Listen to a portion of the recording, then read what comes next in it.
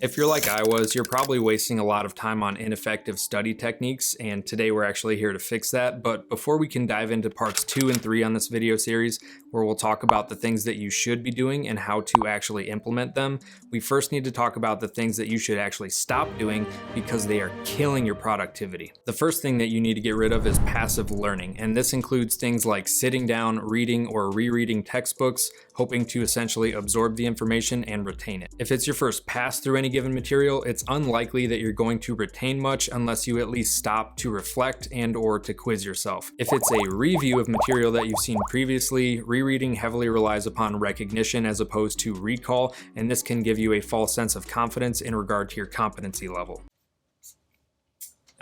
I knew that.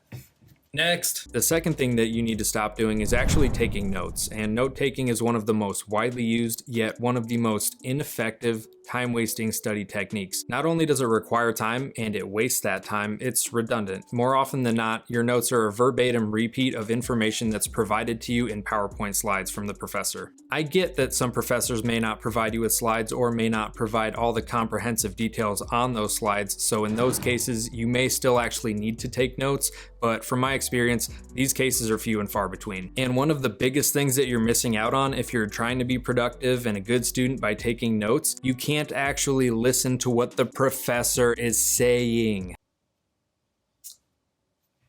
Hey, what did he just say? And this is terrible because the professors are the subject matter experts. You really need to learn from what they have to teach you. That's kind of why you're there. The third thing you need to do away with is cramming, and a little bit each day is far and away better than lump sum studying or cramming right before a quiz or exam.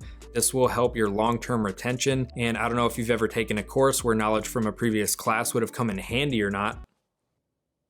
But long-term retention really should be the goal, and with cramming, you're just hurting your retention. Furthermore, this will help get rid of those panic attacks leading up to finals week. So these are the 3 things that you should stop doing to study more effectively, and as I mentioned before, this is going to be a 3-part series, and in parts 2 and 3, I'll talk about the things that you should be doing and then actually how to implement them. So stay tuned for those, and if you haven't already, go ahead and subscribe so you get notified when I drop those videos, and in the meantime, go ahead and watch this video on 5 characteristics of successful students, lessons that I learned in the Marine Corps. Thanks for watching, and I'll see you in the next one.